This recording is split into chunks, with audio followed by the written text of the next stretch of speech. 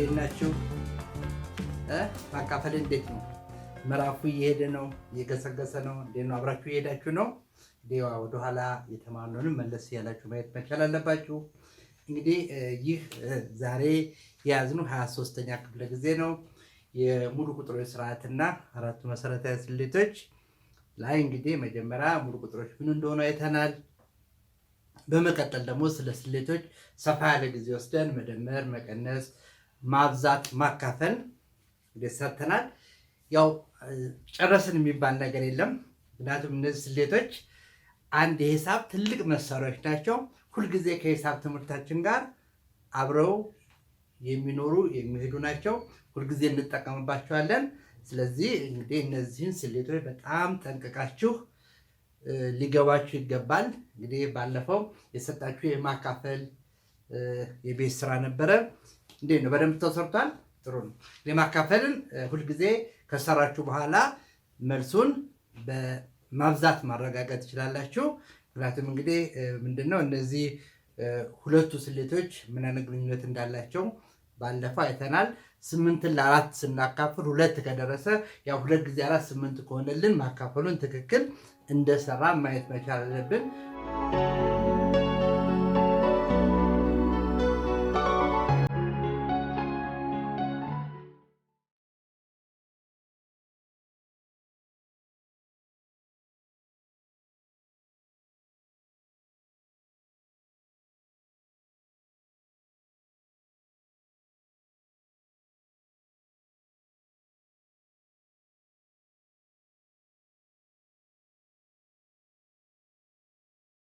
እሺ በቂ ጊዜ ያልተሰጠው ልጆች ጥሩ ነው። ያው መፍጠን አለባችሁ። እንግዲህ ያ ሁልጊዜ ወደ ደረጃው ላይ ለመምጣት ፈጣን ልምምድ ያስፈልጋችኋል። እንደውም አሁን ይሄን ያህል ጊዜ ሰጣችሁ ዛሬ ማካፈልና 1000 ሲካፈል ለ8 ትንሽ ረዘም ያለ አንድ ማካፈል ብቻ ስላለ ነው። እስቲ አሁን ልጆች መልሳችሁን አመሳክሩና ከአምስቱ ጥያቄ ስንቱን እንደመለሳችሁ ለራሳችሁ ማርክ ትሰጣላችሁ። ራሳችሁን አንብቡ ማለት ነው።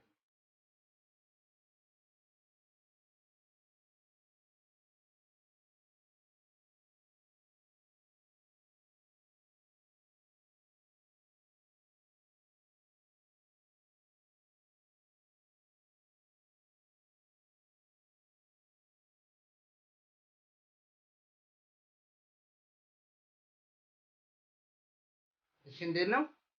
አሁን ከ5 ተገኝቷል ነው። ምንም ጥያቄ አያስፈልግም ነው። ተግባብተናል። አሁን ግን ምንድነው ዛሬ እነዚህን የወሰናቸውን የማሟሟቂያ ጥያቄዎች ለዕለቱ ትምህርታችን በጣም እንፈልጋቸዋለን እና እንዳንረሳው ውጤታቸውን ትነግሩኛላችሁ ያገኛችሁትን እና ውጤታቸውን እዚች ጋር መጻፍ እፈልጋለሁ።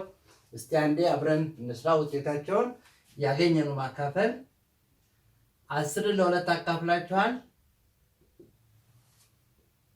ስንት ደረሳችሁ? 10 ለ2 ሲካፈል ስንት ጊዜ ደረሰ? 10 ለ2 5 ጊዜ ነው። ሌላ የሰራነው ምንድነው? 10ን ለ4 አካፈላችሁት።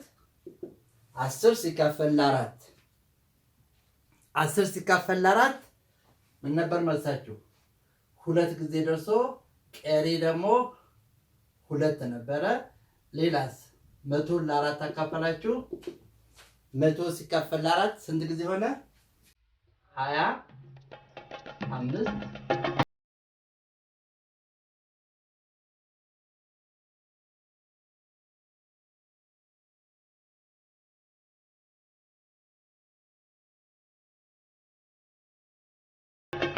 1000 ሲካፈል ለ8 1000 ሲካፈል ለ8 125 ነው። አንድ የቀረን ማን ነው? 100 ሲካፈል ለ8 100 ሲካፈል ለ8 መሀከል ላይ የሰራችሁት 100 ሲካፈል ለ8 ስንት ጊዜ ደረሰው? 12 ቀሪ 4። በጣም ጎል። እንግዲህ እነዚህ በማሟሟቂያ ጥያቄ ላይ የሰራናቸው ዋና ዋና የማካፈል ጥያቄዎች ናቸው። እንግዲህ በዕለቱ ትምህርት ላይ እነዚህን ማካፈል ያገኘናቸውን ውጤቶች ለዛሬ ስራችን በጣም ያገለግሉናል። እስቲ ካገኘነው ውጤት በመነሳት የዛሬው ርዕሳችን የሚሆነው የተካፋይነት ደንቦች ነው። የተካፋይነት ደንቦች ማለት ምን ማለት ነው? አሁን እንግዲህ ማካፈል ምን እንደሆነ አይተናል። 10 ለ2 ስታካፍሉ 5 ሰርቶናል አይደል እንዴ? ውጤቱ ድርሻ 5 ነው። ቀሪ የለውም አለ እንዴ? ስለዚህ 10 ለ2 ተካፋይ ነው እንላለን። 10 ለ4 ስታካፍሉ ግን 2 ሆኖ ቀሪ አለው። ቀሪው ምን ነበረ? ቀሪ 2 አለ። 10 ለ4 ስታካፍሉ 2 ቀሪ 2 አለ። ቀሪ ስላለ 10 ለ4 ተካፋይ አይደለም እንላለን። 100 ለ4 ስታካፍሉ 25 አግኝታችኋል። ስለዚህ ምን ነበር ያላችሁት? 100 ለ4 ተካፋይ ነው። ተካፋይ ነው ማለት ያለ ቀሪ ይካፈላል ማለት ነው። 1000 ለ8 125 ጊዜ ደርሷል። ስለዚህ 1000 ለ8 ተካፋይ ነው። 100 ለ8 ስታካፍሉት ግን 12 ቀሪ 4 ነው የሰጣችሁ። ስለዚህ 100 ለ8 ተካፋይ ነው አይደለም? ተካፋይ አይደለም። ለምን? ስናካፍለው ቀሪ አንጦላ። አሁን ይህ ተካፋይ መሆን አለመሆን በሚቀጥለው ስራችን ላይ በጣም አስፈላጊ ነው። ይህ የተካፋይነት ደንቦች የምንለው ምንድን ነው? አንድ ቁጥር ለ2 መካፈል ይችላሉ፣ ለ3 መካፈል ይችላሉ፣ ለ4ስ፣ ለ5ስ፣ ለ6 ያን ለተለያዩ ቁጥሮች መካፈል ወይም አለመካፈሉን ማወቅ እንፈልጋለን። ምን ችግር አለ? ማካፈል ተምረናል። ስለዚህ በቀላሉ ማወቅ እንችላለን ነው መልሳችሁ፣ እርግጠኛ ነኝ። ግን ምንድነው ማወቅ የምንፈልገው? ተካፋይ መሆኑን ወይ አለመሆኑን ማወቅ የምንፈልገው። አሁን 1000 ለ8 ተካፋይ መሆኑን ማወቅ የምንፈልገው ዋናውን ማካፈል ሳንሰራ የተለያዩ መንገዶችን በመጠቀም አንድ ቁጥር ለሌላ ቁጥር ተካፋይ ነው ወይስ አይደለም እንላለን። ምክንያቱም እንግዲህ የሚቀጥለው ርዕሳችን ስለ ብቸኛ ቁጥሮች እና ስለ ተተንታኝ ቁጥሮች ነው። የብቸኛ ቁጥር እንግዶች አሉብን አይደለ? ከ7 የመጡ ከ8 ከ10 በእንግሊዝኛ ነው እነሱ የተማሩት። እነዚህ ብቸኛ ቁጥሮች የምንላቸው ምንድን ነው? ፕራይም ነምበርስ ናቸው። ተተንታኝ ቁጥሮች ደግሞ የምንላቸው ኮምፖዚት ነምበርስ የምንላቸው ናቸው። ስለዚህ አንድ ቁጥር ብቸኛ ቁጥር ነው ወይ ፕራይም ቁጥር ነው ለማለት የተካፋይነት ደንቦችን ማየት አለብን። ይህ የተካፋይነት ደንቦች ደግሞ በሂሳብ ላይ በጣም አስፈላጊ ርዕስ ነው። 5ኛም 6ኛም ትማሩታላችሁ። 7ኛም ራሱ ተካፋይነት ደንቦች ወይ ደግሞ ዲቪዚቢሊቲ ቴስት ተብሎ ይቀመጣል። 9ኛ ክፍልም የምትማሩ ካላችሁ ይህ ርዕስ እንደዚሁ ዲቪዚቢሊቲ ቴስት ተብሎ ይቀመጣል። አይደለም 8 9 ወደ ሃየር ኤጁኬሽን ወደ ዩኒቨርሲቲ ብትገቡ ስለ ሙሉ ቁጥሮች ስትማሩ ይሄ ዲቪዚቢሊቲ ቴስት ወይ ደግሞ የተካፋይነት ደንብ በጣም አስፈላጊ ነው። እና ይህ የተካፋይነት ደንብ ምንድን ነው? ቁጥሩን ዋናውን ማካፈል ከመስራታችን በፊት ያ ቁጥር ለምንፈልገው ቁጥር ተካፋይ መሆኑን አለመሆኑን የምናይበት መንገድ ነው ማለት ነው። እንግዲህ ይህን ለመስራት ትንሽ አንድ ማስታወስ ያለብን ነገር አለ። ምንድን ነው? እስቲ ይህን ልብ ብላችሁ አስተውሉ። 6 ሲካፈል ለ2 6 ሲካፈል ለ2 ስንት ነው? 6 ሲካፈል ለ2 3 ጊዜ ነው። አሁን እንግዲህ 6 ሲካፈል ለ2 3 ጊዜ ማለት 6 ለ2 ምን እንደማለት ነው? ተካፋይ ነው። አሁን አንድ ሰው 6 ለ2 ተካፋይ መሆኑን ካወቀ 6 ለ2 ተካፋይ መሆኑን ካወቀ 5 ሲባዛ በ6ስ ለ2 ተካፋይ ነው። 7 ሲባዛ በ6ስ ለ2 ተካፋይ ነው ወይ? 100 ሲባዛ በ6ስ ለ2 ተካፋይ ነው። ይሄን ነገር ለምንሰራው ስራ በጣም አስፈላጊ ነው። ምክንያቱም እዚህ ትንሽ ቁጥሮች ላይ ነገሩ ግልጽ ከሆነልን ለሚቀጥለው ስራችን በጣም ቀና ይሆንልናልና ነገሮችን በቀላሉ መረዳት እንችላለን። አሁን እንግዲህ 6 ለ2 ተካፋይ ከሆነ 5 ጊዜ 6ስ ለ2 ተካፋይ ነው ወይ? ምንድነው 5 ጊዜ 6ን ይሄን ቁጥር እንደምናደርገው ለ2 እናካፍለዋለን። 5 ጊዜ 6ን ለ2 እናካፍለዋለን። 5 ጊዜ 6 ሲካፈል ስንት ይሆናል? 5 ጊዜ 6 30 ነው። 30 ለ2 15 ይሆናል። ወይ ደግሞ ምንድነው የምናውቀው ውጤት አለ 6 ሲካፈል ለሁለት ስንት ነው? 3 ብለናል። ስለዚህ አሁን 5 ጊዜ 3 15 ነው። እስቲ አሁን ደግሞ 7 ጊዜ 6 ሲካፈል ለሁለት ስንት ይሆናል? 7 ጊዜ 6 ሲካፈል ለሁለት ፈጠን በሉ። 7 ጊዜ 6 ሲካፈል ለሁለት ከውጤቱ በመነሳት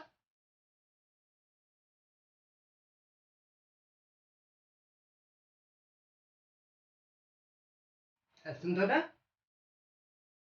እርግጠኛ ነኝ እንግዲህ ምክንያቱም 6 ሲካፈል ለሁለት ስንት ነው? 6 ሲካፈል ለሁለት 3 ከሆነ 7 ጊዜ 6 ሲካፈል ለሁለት ደግሞ የሚለው 3 ጊዜ 7 ወይ ደግሞ 21 ነው። 21 የሚሆነው ይሄኛው 21 ይሆናል ማለት ነው። አሁን በተመሳሳይ ደግሞ 100 ጊዜ 6 ለሁለት ይካፈላል ወይ? 100 ጊዜ 6 ለሁለት ይካፈላል። 6 ለሁለት ከተካፈለ 100 ጊዜ 6ም ለሁለት ተካፋይ ነው። ስንት ጊዜ ደርሷል ቢባል 6 ለሁለት 3 ጊዜ ስላል ይሄ ደግሞ 100 ጊዜ 3 300 ይሆናል ማለት ነው። ስለዚህ እንግዲህ እንደነዚህ አይነት ዝምድናዎችን በጣም እንጠቀማለን ማለት ነው። እንደዛሬ ምን እንደምንሰራው የተካፋይነት ደንቦችን ለምንለው ነገር ይሄን ነገር በጣም እንጠቀማለን ማለት ነው። እሺ አሁን እንግዲህ ልጆች የተካፋይነት ደንቦችን ለመጀመር እንከፋፍላቸው ማለት የሁሉንም ቁጥሮች አዴ መስራት ስለማንችል አሁን በመጀመሪያው ክፍለ ጊዜ አንድ ቁጥር ለሁለት ተካፋይ መሆኑን፣ ለአራት ተካፋይ መሆኑን፣ ለስምንት ተካፋይ መሆኑን እናጠናለን ማለት ነው። እንግዲህ እንደነገርኳችሁ ለዚህ ጥናት አሁን የመጀመሪያ ያየነው 6 ለሁለት ከተካፈለ 5 ጊዜ 6ም ለሁለት ተካፋይ ነው። 7 ጊዜ 6ም ለሁለት ተካፋይ ነው። 100 ጊዜ 6ም ለሁለት ተካፋይ ነው።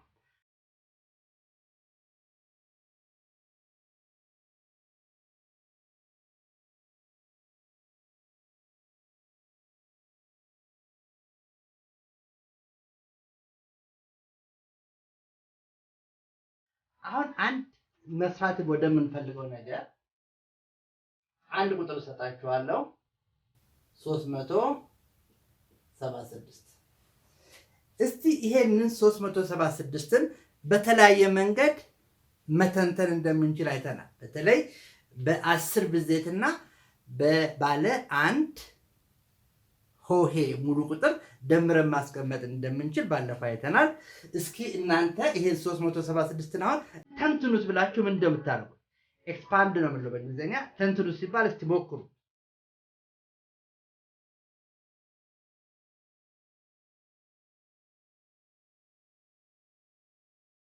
እንግዲህ 376ን በተለያየ መንገድ መተንተን ይቻላል። ለምሳሌ 3 ሲባዛ በመቶ 3 ሲባዛ በመቶ ሲደመር 7 ሲባዛ በ10 ሲደመር 6 ይሄ አንድ መንገድ ነው።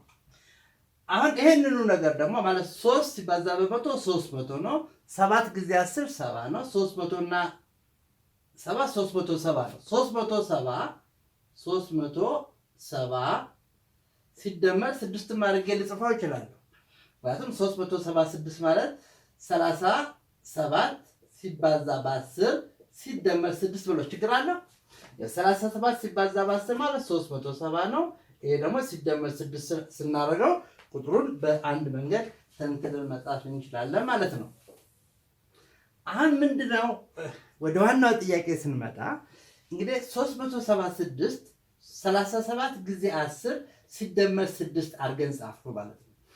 አሁን ወደ ዋናው ጥያቄ ስንመጣ 376ን ለሁለት ተካፋይ መሆን ወይ አለመሆኑን ለማሳየት ነው። እንግዲህ ይህንን ባለፈው በተለይ ስለ ተጋማሽና ስለ ኢ ተጋማሽ ቁጥሮች ስንሰራ በጣም በሰፊው ያየነው ነገር ነው።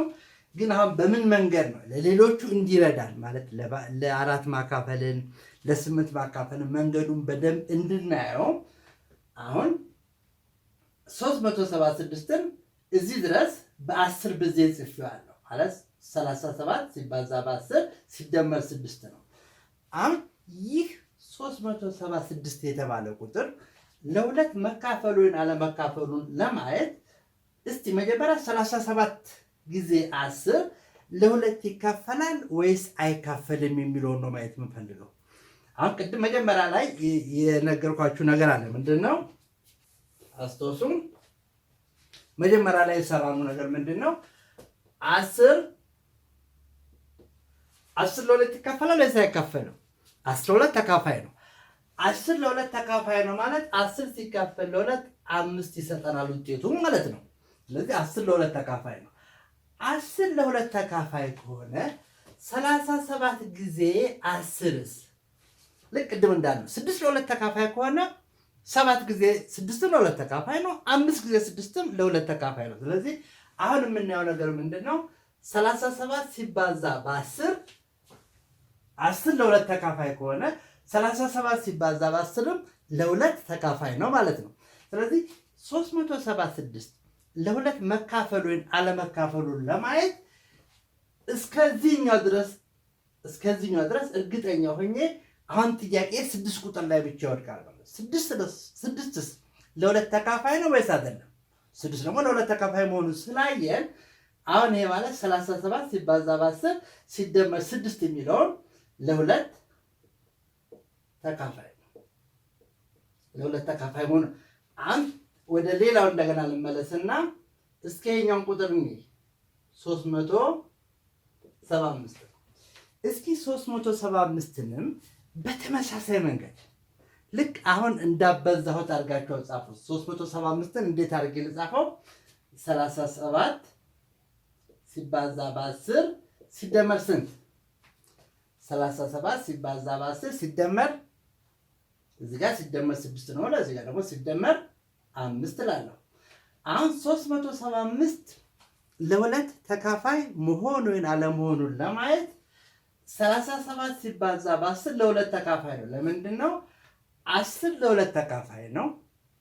ስለዚህ 37 ጊዜ 10ም ለ2 ተካፋይ ነው። 37 ጊዜ 10 ለ2 ተካፋይ መሆኑን እርግጠኛ ሆንኩኝ። አሁን ጥያቄ የሚሆነው 375 ለ2 ተካፋይ መሆኑን ለማየት እቺ 5ስ ለ2 ተካፋይ ነች። አሁን 5ን ለ2 ስናካፍል ቀሪ አለው አለ እንዴ?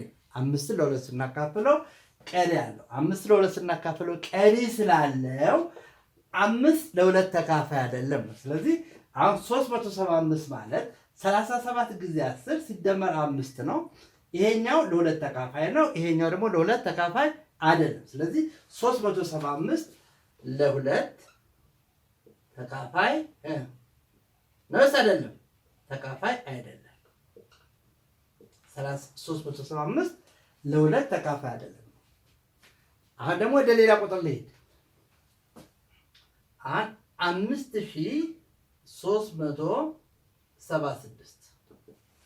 5376 እስቲ ይሄንንም ልክ እንደዚሁ በ10 ብዜትና በባለ አንድ ሆሄ ሙሉ ቁጥር እንጻፈው። እንግዲህ 537 ማለት አሁን ምን ማለት ነው? 537 ሲባዛ በ10 ስንት ነው? 537 በ10 ማብዛት ባለፈው በደንብ ተምረናል። በ10 ማብዛት ማለት አንድ ዜሮ መጨመር ነው እዚህ ጋር። ስለዚህ 5370 ይሆናል። ሲደመር ስንት? ሲደመር 6 ነው። አሁን 5376 ለ2 ይካፈላሉ ለማለት 537 ሲባዛ በ10 ለ2 እንደሚካፈል አይተናል። አሁን ማረጋገጥ የምንፈልገው የ6 ቁጥርን ነገር ነው። 6 ደግሞ ለ2 ተካፋይ ነው። ስለዚህ 5376ም ለ2 ተካፋይ ነው። ስለዚህ አሁን ይሄን ቁጥር ትልቅም እያደረግን ብንሄድ ለምሳሌ 85376ን ባደርገው ይህ ቁጥር ማለት እዚህ ጋር በቀላሉ እናያለን 8537 ጊዜ 10 ነው አይደለ? 8537 ጊዜ 10 ሆኖ እላው ላይ ማን ነው የሚደመረው? 6 ነው። አሁን 10 ለ2 ተካፋይ ስለሆነ 8537 ሲባዛ በ10 ለ2 ተካፋይ ነው። አሁን ቼክ የምናደርገው 6 ነው።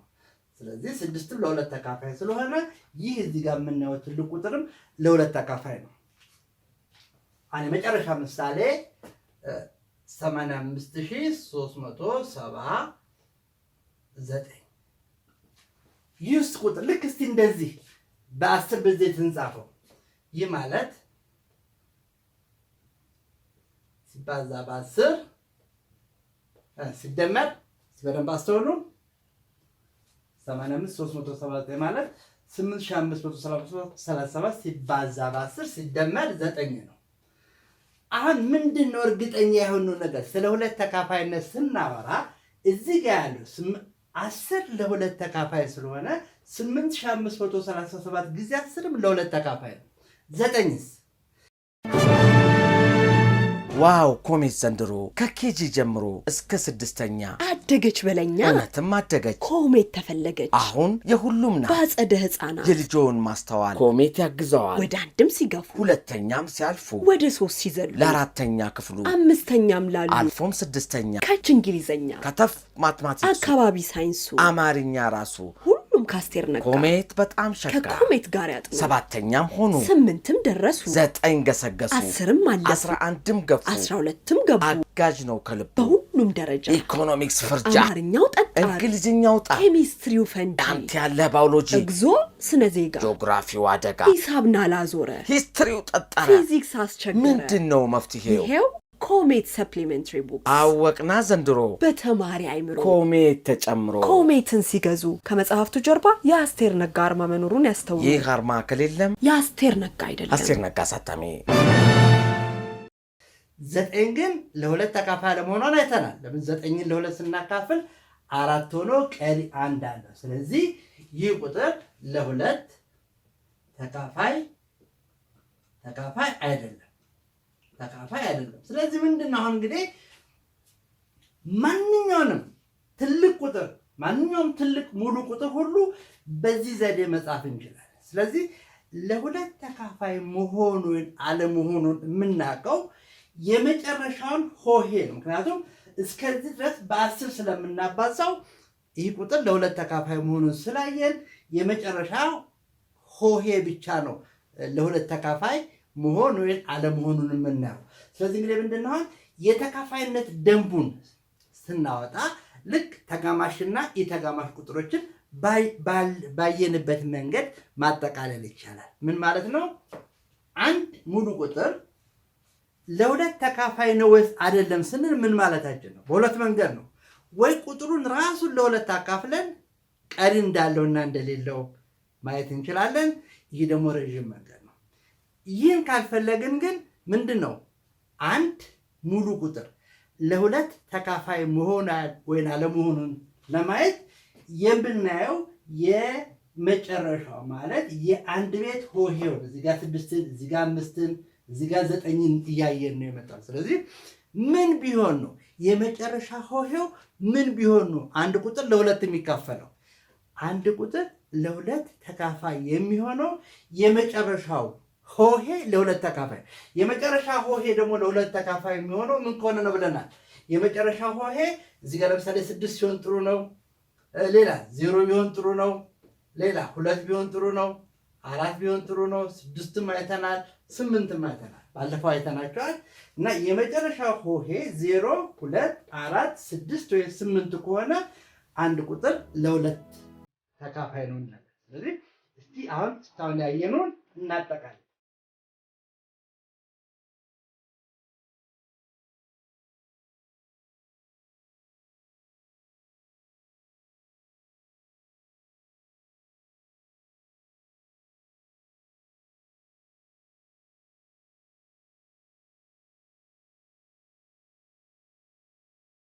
እሺ እንግዲህ ማጠቃለያውን አያችሁ። አንድ ሙሉ ቁጥር ለሁለት ተካፋይ መሆኑን አለመሆኑን እንዴት ነው የምናውቀው? ማንኛውም ሙሉ ቁጥር የአንድ ቤት ሆሄው ለሁለት ተካፋይ ከሆነ ሙሉ ቁጥሩ ለሁለት ተካፋይ ነው። ወይም ደግሞ የማንኛውም ሙሉ ቁጥር የአንድ ቤት ሆሄው 0 ወይም 2 ወይም 4 ወይም 6 ወይም 8 ከሆነ ሙሉ ቁጥሩ ለሁለት ተካፋይ ነው። ይህ ማጠቃለያ ይሆናል ማለት ነው። እሺ እስካሁን እንግዲህ ምንድን ነው ያየነው? አንድ ቁጥር ለሁለት ተካፋይ መሆን ወይ አለመሆኑን የምናይበት መንገድ ነው። እንግዲህ የተወሰኑ ቁጥሮችን እየሞከርን ለሁለት ተካፋይ መሆናቸውን ወይ አለመሆናቸውን እናያለን። አሁን በመቀጠል ደግሞ የምናየው ለአራት የተካፋይነት ደንብ ምን ይመስላል? እንግዲህ ለሁለት ያየነው ምንድነው?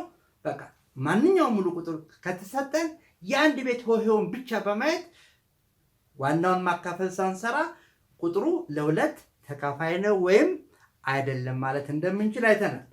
አሁን ወደ አራት ማካፈል ስንገባ እስቲ ቅድም ካየናቸው እንነሳ።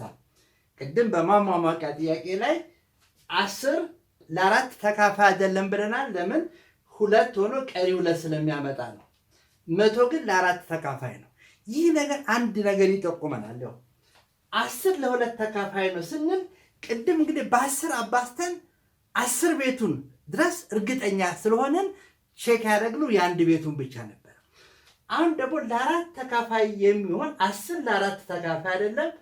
ከዛ 10 ቤት እምቢ ካለ ወደ 100 ቤት ነው የምንሄደው። አሁን አንድ ቁጥር 100 ለ4 ተካፋይ ነው። 100 ለ4 ተካፋይ ነው። ምክንያቱም 100 ለ4 25 መሆኑን ቅድም አይታችኋል። አሁን 100 ለ4 ተካፋይ ከሆነ 3 ጊዜ 100ስ ልክ ቅድም እንዳየነው ነው። 100 ለ4 ተካፋይ ከሆነ 3 ጊዜ 100ስ ለ4 ተካፋይ ነው ወይስ አይደለም? ቀላል ነው። ልክ ቅድም ባየንበት መንገድ ነው። 100 ለ4 25 ከሆነ 3 ጊዜ 100 ማለት አኔን 3 ጊዜ 100ን ለ4 ብናካፍለው 100 ለ4 25 ስለሚመጣ 3 ጊዜ 25 75 ይመጣል። ስለዚህ በቀላሉ ተካፋይ መሆኑን 3 በ100 ቢባዛ ለ4 ተካፋይ ነው። 17ስ በ100 ቢባዛ 17 በ100ስ ቢባዛ ለ4 ይካፈላል። አዎ 100 ለ4 ከተካፈለ 17 ጊዜ 100 ለ4 ተካፋይ ነው። ውጤቱ ስንት ነው ብንባል 100 ለ4 25 ስለሆነ ይህን ቁጥር 17ን በ25 ማብዛት። ስለዚህ እንግዲህ አሁን ከቅድሙ ጋር እንዴት ነው የምናያይዘው? እስቲ ልብ በሉ በደንብ እሺ። እስቲ እንደ ቅድሙ አንድ ሙሉ ቁጥር እንውሰድ።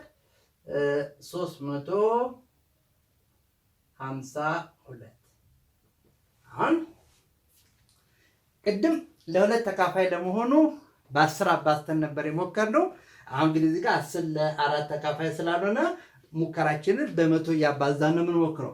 እስቲ 352ን በ100 ብዜትና በባለ ሁለት ሆሄ ሙሉ ቁጥር ድምር እንጻፍ።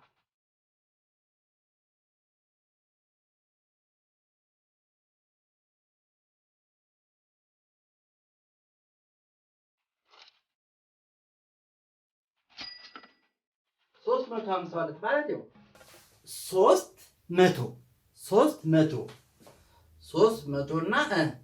300 እና 52 352 ማለት 300 ሲደመር 52 ማለት ነው።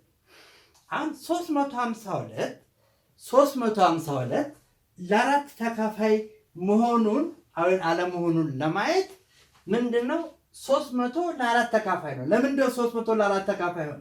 100 ለ4 ተካፋይ መሆኑን ስላወቅን 300ም ለ4 ተካፋይ ነው። አሁን እንግዲህ የሚያስጨንቀን የማን ጉዳይ ነው ማለት ነው? የ52 ጉዳይ ነው። 52ስ ለ4 ይካፈላል ወይስ አይካፈልም? ምክንያቱም እዚህ ድረስ እርግጠኛ ነኝ። አሁን የአንድ ቤቱና የ10 ቤቱ ቅድም ለሁለት ስናካፍል እስከ 10 ቤት ድረስ እርግጠኛ ነበር። አሁን ደግሞ እርግጠኛ የሆነው እስከ 100 ቤት ነው።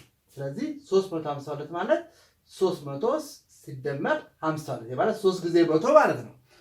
3 ጊዜ 100 ማለት ነው። 3 ጊዜ 100 ማለት 100 ለ4 ስለሚካፈል 300 ለ4 ይካፈላል። ስለዚህ 52ን ለ4 ይካፈላል ወይስ አይካፈልም? እንግዲህ ማካፈል ስለምችሉ አሁን በቀላሉ 52ን ለ4 እንግዲህ እግረ መንገዱ ማካፈል እየከለስን ነው ማለት ነው። እስቲ 52ን ለ4 አካፍሉ። 5 ለ4 አንድ ጊዜ 4 ከ5 4 ሲቀነስ 1 ይቀራል። ከዛ 2 ትወዳለች። 12 ለ4 3 ጊዜ 4 12። በጣም አሁን ቀሪ 0 ነው። ስለዚህ 52 ለ4 ምንድን ነው? 52 ለ4 ተካፋይ ነው። ስለዚህ አሁን 300 ለ4 ተካፋይ ነው። 52ም ለ4 ተካፋይ ስለሆነ 352 ለ4 ተካፋይ ነው። 352 ለ4 ተካፋይ ነው። ግልጽ ነው። 300 ለ4 ተካፋይ ስለሆነ 52ም ለ4 ተካፋይ ስለሆነ 352 ደግሞ ለአራት ተካፋይ መሆኑን እናያለን። አሁን ሌላ ጥያቄ ልጠይቃችሁ ነው። 7352 አሁን 7300ን እናውቃለን። 7300 ማለት 73 ሲባዛ በመቶ 73 ሲባዛ በመቶ ማለት 7300 ነው። አሁን ማን ቀረኝ እኩል እንዲሆን ማንን ያጻፍኳል? 52። አሁን ስለነዚህ ቁጥሮች ምን እናውቃለን? 100 ለአራት ተካፋይ ነው። አዎ 100 ለአራት ተካፋይ ስለሆነ 73 ጊዜ 100 ለአራት ተካፋይ ነው። ስለዚህ እዚህ ድረስ ለአራት ተካፋይ መሆኑን ካወቅን ማንናውን ማረጋገጥ ያለብን 52 ነው። 52 ደግሞ ለአራት አሳምሮ እንደሚካፈል እዚህ ጋር ስላየን ይህ ቁጥርም ለአራት ተካፋይ ነው ማለት ነው። ለአራት ተካፋይ ነው። አሁን ይሄን ቁጥር ቀየር አድርገን 7350 ብንለውስ 7350 እስኪ 7350 ልክ እንደዚህ በመቶ ብዜት አድርገን እንጻፈው። ይሄ ማለት 73 ሲባዛ በመቶ ሲደመር 7350 ማለት 73 በመቶ 73 ነው። ማን የቀረ አሁን ያልጻፈው ቁጥር እዚህ ድረስ ደርሰናል። እቺ የቀረች 50 ነች። አንድ ጥያቄ ምንድን ነው? ይህ ቁጥር ማለት 7350 ለአራት ይካፈላል ወይስ አይካፈልም? እንግዲህ ምንድን ነው አንድ እርግጠኛ የሆኑ ነገር ምንድን ነው? 73 ሲባዛ በመቶ ለአራት እንደሚካፈል አይተናል። አሁን ማረጋገጥ የምፈልገው 50 ነው። 50ስ አሁን ምንድን ነው? ቀላል ነው ይሄ ነገር። አሁን 8 ሲደመር 4 እኒህ ቁጥር አለ። 8 ሲደመር 4 አሁን ይህ ቁጥር ለሁለት ተካፋይ ነው ወይ ብላችሁ 8 ለሁለት ተካፋይ ነው። 4ም ለሁለት ተካፋይ ከሆነ 8 ሲደመር 4 ለሁለት ተካፋይ ነው ማለት ነው። ልክ እንደዚህ አይነት ስራ ነው አሁን እየሰራን ያለ ነው። እሺ አሁን ምንድን ነው እንግዲህ 7350 ለአራት ተካፋይ መሆኑን ወይም አለመሆኑን ለማየት እስከ 73 ጊዜ መቶ እርግጠኛ ነኝ። ስለዚህ 50ን መፈተሽ አለብን። አሁን 50 ምን ታደርጋላችሁ? 50 ሲካፈል ለ4 50 ሲካፈል ለ4 አንድ ጊዜ 4 4 ከ5 4 1 10 ለ4 ደግሞ እንደማይካፈል ቅድም አይተናል። 10 ሲቀነስ 8 2 ቀረ።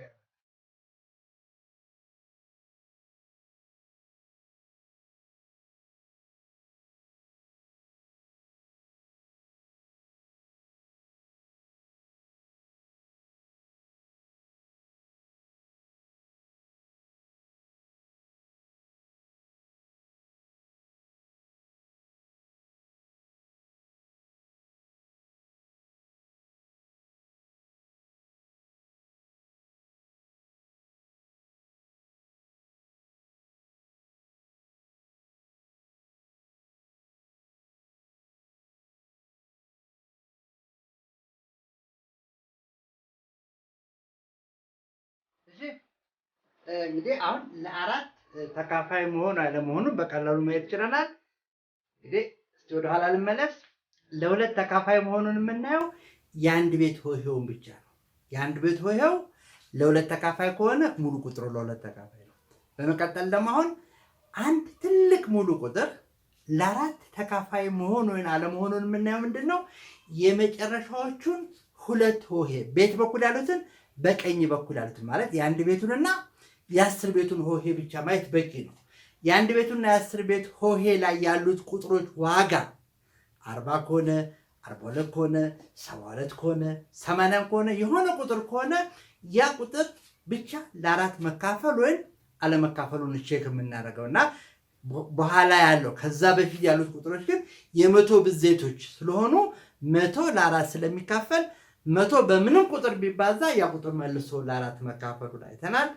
አሁን ደግሞ በመቀጠል እስቲ አንድ ቁጥር ለ8 መካፈል አለመካፈሉን እንዴት ነው የምናረጋግጠው ብለናል። አሁንም እንግዲህ ወደ ማሟሟቂያ ጥያቄዎቹን መለሳለሁ። አሁን 100 ለ8 ይካፈላል? አይካፈልም። 100 ለ8 ተካፋይ አይደለም ማለት 12 ሆኖ ቀዳዳ 4 መሆኑ ቅድም አይታችሁታል። 1000 ግን ለ8 ይካፈላል። ይሄ ግን ጥሩ ፍንጭ ይሰጠናል። የአንድ ቤትን ስንጀምር 10 ቤቱ ላይ አቁመን ነበር። አንድ ቤቱን አየነው። ለአራት ስናካፍል ደግሞ 100 ቤቱን ላይ አቁመን ነበር። አንድ ቤቱና 10 ቤቱን ያየነው። አሁን ደግሞ ለ8 ለማየት እስከ 1000 መሄድ ያለብን ማለት ነው። አንድ ቁጥር ተለቅ ያለ ቁጥር ልስጣችሁ። ቅድም ካየሉ ተቀራራቢ ቁጥር ነው። 25376። አሁን እንግዲህ ያው ብልጥ መሆን አለብን። ምን አድርገን ብንጽፈው ነው? አሁን ዋና ዓላማችን ምንድን ነው? ይህ ቁጥር ለ8 ተካፋይ መሆን ወይም አለመሆኑን ለማየት ነው። እስኪ ስለ 8 ተካፋይነት ምን የምናውቀው ነገር አለ?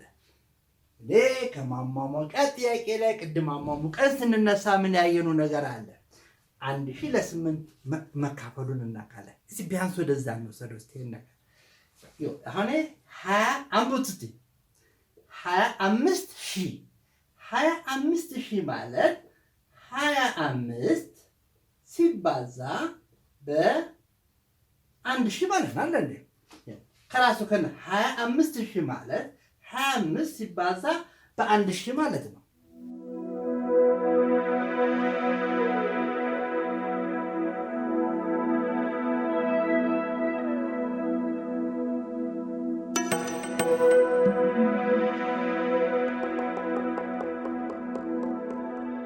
አሁን ማንቀረ ይሄን ቁጥር እኩል እንዲሆንልኝ እላው ላይ 376 እንደነ ተቀበላችሁ ልጆች? 25376 ማለት 25 ሲባዛ በ1000 ሲደመር 376 ማለት ነው። ስለዚህ አሁንም ወደ ኋላ ሄደን ማስታወስ ያለብን ነገር አለው። 16 ሲደመር 4 የሚል ቁጥር አለ። 16 ሲደመር 4 የሚል ቁጥር ይህ ቁጥር ለ8 ተካፋይ ነው ወይ ብዬ ለማየት 16 ለ8 ይካፈልልኛል አይደል? ሁለት ጊዜ ይደርሳል። 4 ግን ለ8 ተካፋይ አይደለም። ስለዚህ 16 ሲደመር 4ም ለ8 ተካፋይ አይደለም ማለት ነው። አሁንም የማረጋግጠው ምንድነው? 25 ሲባዛ በ1000 አንድ ቁጥር ነው 25000። ይሄ ደግሞ 376 ሌላ ቁጥር ነው። አሁን እርግጠኛ የሆንኩት ምንድነው? 1000 ለ8 ይካፈላል። ስንት ጊዜ ደርሶታል? 125 ጊዜ። ስለዚህ 1000 ለ8 ከተካፈለ 25 ጊዜ 1000 ለ8 ይካፈላል ማለት ነው። አሁን ማረጋገጥ የሚጠበቅብኝ ማንን ነው? 376 ነው። 376 ለ8 ከተካፈልልኝ ሰየው ነው። ይሄ ቁጥር ለ8 ይካፈላል ማለት ነው። እስቲ እናረጋግጥ።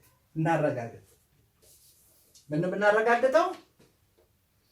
እንግዲህ ማካፈል ዛሬ ትግብስ ተምንን ነው የምንሰራው። 376 ሲካፈል ለ8 3 ለ8 አይችልም። እንግዲህ ስላይችልም ታሪክ ብዙ ሰርተናል። ምክንያቱም 300 ማለት ነው። ይሄ 300 ለ8 በመቶ ስለማይደርስ ወደሚቀጥለው ወደ 37 10 እንሄዳለን። 37 ለ4 ጊዜ ይደርሳል። 4 ጊዜ 8 32 ይሆናል። ከ7 ለ2 ስንቀንስ 5 ይሆናል። 56 ሲካፈል ለ8 ስንት ጊዜ ነው? ጊዜ ቤት እንዴት ነው? ፈጠን ነው። 7 ጊዜ 8 56 ሲቀነስ ስንት ሆነ?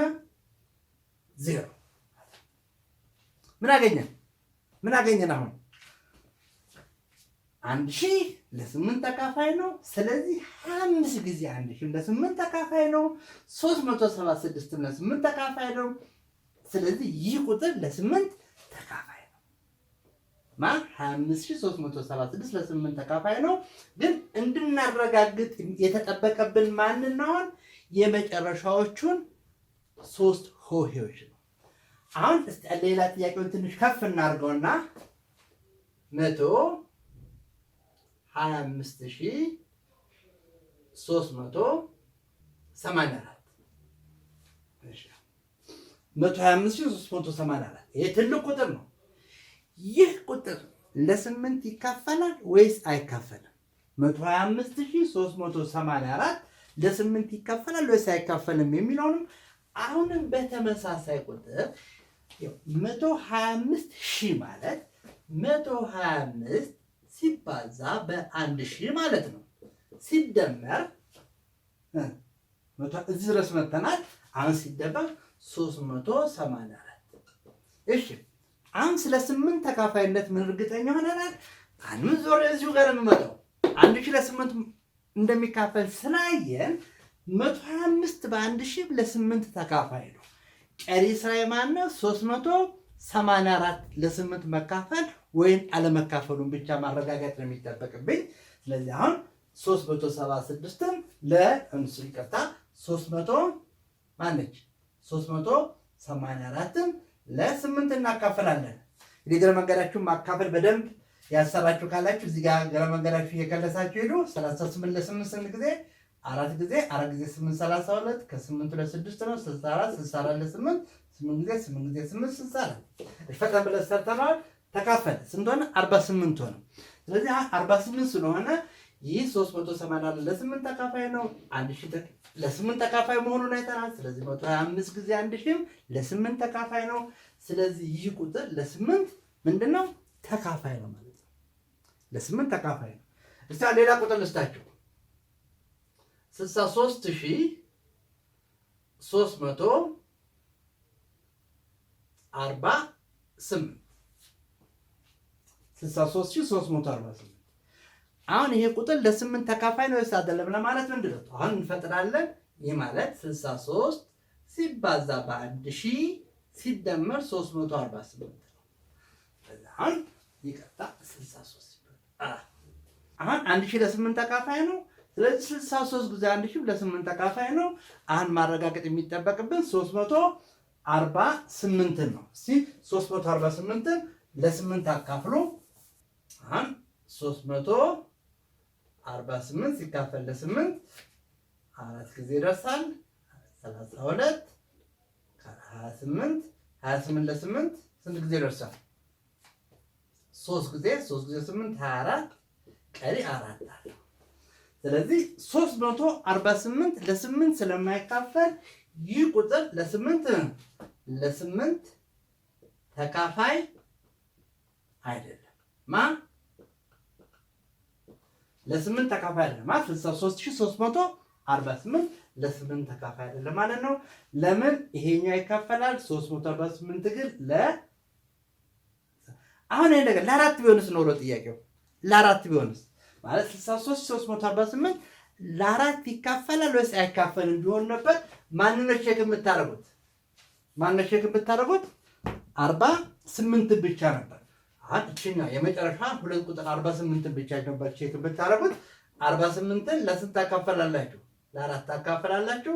4 ለ4 1 1 ጊዜ 4 4 ነው። 8 ለ4 2 12 ጊዜ ይደርሳል።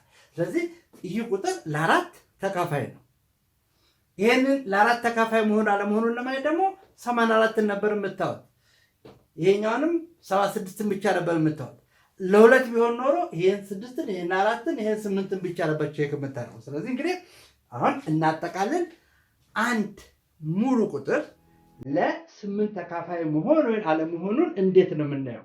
እስቲ በደንብ ማጠቃለያው ለ8 ተካፋይ መሆኑንና የማይሆኑን ማጠቃለያው በደንብ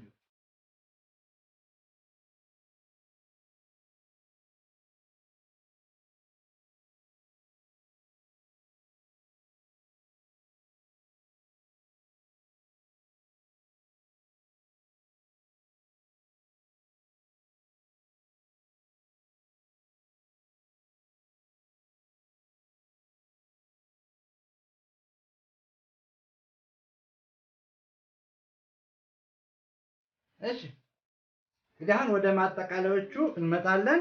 አንድ ቁጥር እሰጣችኋለሁ። አሁን አንድ ቁጥር ጽፌላችኋለሁ። ማነው 96364 እንግዲህ ምንድነው ይህ ቁጥር ለ2 ለ4 እና ለ8 ተካፋይ መሆን እና አለመሆኑን ለማረጋገጥ ለ2 ለማረጋገጥ ማንን ነበር የምናየው? 4 ነው የምታዩት። 4 የአንድ ቤት ሆሄው ነው። 4 ለ2 ስለሚካፈል ይህ ቁጥር ለ2 ተካፋይ ነው። አሁን ደግሞ ለአራት ተካፋይ መሆኑን ስለማየት ለአራት ተካፋይ መሆኑን ደግሞ ለማየት ማን ነው የምታወት? ሁለቱን ማለት የአንድ ቤትንና የ10 ቤትን ማለት 64 ነው።